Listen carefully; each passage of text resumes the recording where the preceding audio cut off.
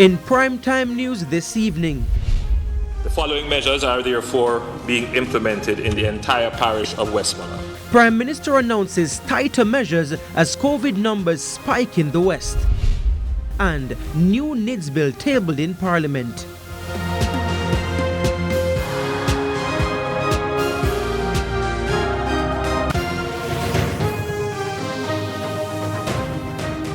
And welcome to Primetime News. We're live on air and online at onespotmedia.com. I'm Herman Green. And I'm Janella Precious. Also this evening, the business days, primetime sports commentary, E-Prime and weather. But before the break, the feedback question. Our feedback question this evening.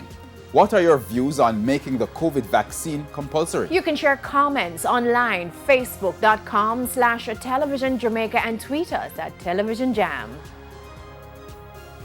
Please stay with us. Primetime News returns right after this break.